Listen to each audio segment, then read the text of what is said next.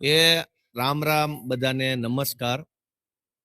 હું આ વિસાવદર તાલુકાના રાજપરા ગીર નામના ગામમાં બેઠો છું.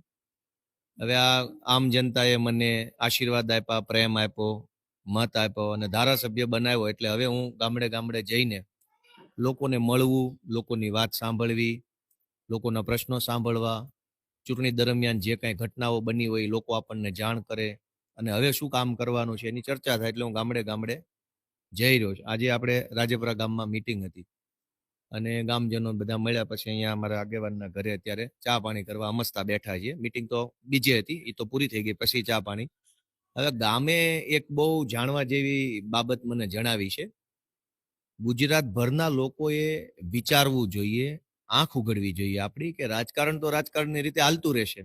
કોક ધારાસભ્ય બને, કોક હારી જાય, કોક બીજી વાર બને, કોક એકવાર જીતે, પણ સમાજ બરબાદ થઈ જાય, કુટુંબ બરબાદ થઈ જાય, ગામની અંદર દૂષણ આવે, એવું જિંદગીમાં એક કામ થાય એ યોગ્ય વાત નથી. નેતા ભલે ગમે તે માણસ બની જાય, એ કોઈ પ્રશ્ન નથી, એ તો બંધારણમાં લખ્યું છે. પણ ગામ ભાંગીને, સમાજને બરબાદ કરીને, કુટુંબ તોડીને કોઈ નેતા બને તો એ મોટું પાપ છે. અહીંયા જયારે હું ગામમાં આવ્યો, બધા અત્યારે બેઠા છે મીટિંગ પછી, તો વાતોમાંથી, કેમ કે હું બધા ગામમાં એટલે તો જાઉં છું, ખબર પડે કે ચાલુ ચૂંટણીએ ભાજપ વાળાએ શું કરેલું, કેવું કરેલું, સરકારી અધિકારીઓ કેવું કરેલું, દારૂ પૈસાનો ખેલ કેવો હાલ્યો, એ બધી ખબર ગામમાં જાવ તો જ પડે. અહીંયા ગામ લોકોએ મને એ વાતની માહિતી આપી કે ગામમાં શું ઘટના બની. હવે કોણ કહે ભાઈ? હા, તમે બોલો ને, એ બધું. હા, બોલો બોલો, હાલો આવી જાઓ. હા, તમે હાલો તો બરાબર છે, બરાબર છે. તમે થોડુંક તમે કયો, હાલો એ ભાઈ, હાલો બોલો. એ મારા કાકાનો દીકરો છે, હા, એને દારૂ પીવડાવ્યો લોકોએ. આખો બાટલો આપ્યો એમ? બાટલા બે આપ્યા તેમ વાત થઈ. હા, બે બાટલા દારૂ પી ગયો, પછી દાંડો તુરત થયો હોય. હા, પછી બાઈને મારી છે. ગમે થયું હોય, અમે બોલતા ચાલતા નથી અત્યારે, હા, પણ મતલબમાં હું બાઈ થી વિશ્રામણે વહી ગઈ, પણ ત્યાં તેડવાઈ ગયો. વચમાં કેળામાં એક દવા પીધી, દવાખાને લઈ ગયા હતા, પછી કઈ સારું થઈ ગયું. આખી ઘટના એમ છે કે આ બહુ નાનું એવું ગામ છે, ખેતી આધારિત ગામ છે અને એકદમ ગીરના જંગલની કાંઠામાં, જંગલ જ છે સમજો ને, એવું ગામ છે. આ ગામમાં ભાજપના માણસોએ ખૂબ દારૂ વેચ્યો. કહેવાનું એવું છે કે જિંદગીમાં પહેલી વાર આખો બાટલો હાથમાં આવ્યો, એટલે આખો બાટલો માણસ પી ગયો એટલે ગાંડો થઈ ગયો. ગાંડો થઈ ગયો એટલે બૈરા છોકરાએ મારામારી કરી, એટલે એની વાઈફ જે છે પત્ની, રીસામણેના પપ્પાને ત્યાં વહી ગઈ. આ બાજુ માણસ પહેલી વાર જિંદગીમાં આખો બાટલો હાથમાં આવ્યો, દારૂ પીને ગાંડો થયો, પત્ની પિયરમાં વહી ગઈ, એટલે એને લેવા ગયો એટલે લઈને રસ્તામાં આવતો હતો, વળી માથાકૂટ થઈ, કેમ કે ફૂલ પી ગયેલો માણસ હતો.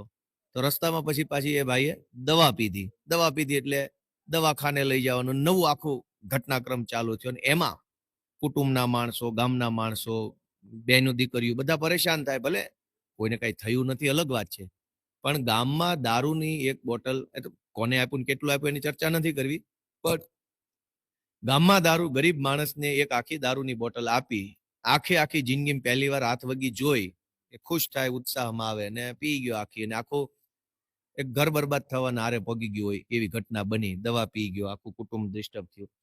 તો ચૂંટણી કોણ જીતે છે મહત્વ નથી, મહત્વનું એ છે કે કોકનું ઘર ભાંગીને ચૂંટણી જીતવા નીકળે તો એ વસ્તુ યોગ્ય નથી. કિરીટ પટેલે આખા પંથકમાં ખૂબ દારૂ વેચ્યો છે. હજુ તો હું ગામડે ગામડે મુલાકાતમાં જઈ રહ્યો છું, વ્યક્તિઓને અનેક અલગ અલગ જ્ઞાતિના, અલગ અલગ ધર્મના બધાને મળું છું. હજુ જેમ જેમ જાય છે એમ ખબર પડશે કે કેવા કેવા ખેલ થયા છે. હમણાં આની પહેલા હું એક ગામમાં ગયો તો ત્યાં મને ગામના આગેવાનોએ એવી જાણ કરી કે વિસાવદર પોલીસ સ્ટેશનના પોલીસ વાળા ગામડે ગામડે જઈ અને પૈસા બાંટતા હતા, અને એવું કહેતા હતા કિરીટ પટેલ માટે તમે કામ કરો, પૈસા બોલો, અને એને મને નામય આપ્યા છે. ગામમાં ગયો તો મને ખબર પડી ને કે આ ગામમાં પોલીસ વાળા આવીને કિરીટ પટેલ માટે મત માંગતા હતા અને પૈસા આપતા હતા, ઓફર કરતા હતા કે તું ₹1,00,000 લઈ લે અને કિરીટ પટેલ માટે તું તારા ગામમાં કામ કર. આ ધંધો પોલીસે કર્યો. પણ એ અત્યારે ધારાસભ્ય બની ગયા પછી હવે હું ગામમાં જાઉં છું તો વાતોથી લોકો જયારે કમ્ફર્ટેબલ ફીલ કરે મારી યારે, તો મને કહે છે આવી ઘટના બને. આખા ગુજરાતમાં ધંધો હાલે છે. એક માણસની પત્ની રીસામણે વહી જાય, દારૂ ચૂંટણી પીવડાવો છો, ઘર બરબાદ થઈ જાય, છોકરા દુખી થાય. આવા ધંધા આખા ગુજરાતમાં હાલે છે. 40 વર્ષથી વિકાસ થયો હોય તો આ ધંધો ન કરવો પડે. એટલે આ ઘટના બધાની હાજરીમાં એટલા માટે મેં આ વિડીયોના માધ્યમથી ગુજરાતને જણાવી છે જો આવું થાય છે ચૂંટણીમાં તો હવે ગુજરાતની જનતા થોડોક ન્યાય નિર્ણય યોગ્ય કરે, જેમ વિસાવદરની જનતા છે એ ન્યાય નિર્ણય કરે છે એવો જ ન્યાય અને નિર્ણય આખા ગુજરાતની જનતા કરે. આંખ ખુલે બધાની કે આવા ખેલ ચાલે છે ચૂંટણીમાં, લોકોનો પરિવાર બરબાદ થાય, સમાજમાં દૂષણ આવી જાય, જુવાનિયા બરબાદ થાય, આપણા વ્યસન થાય, એ વસ્તુ ન થવી જોઈએ.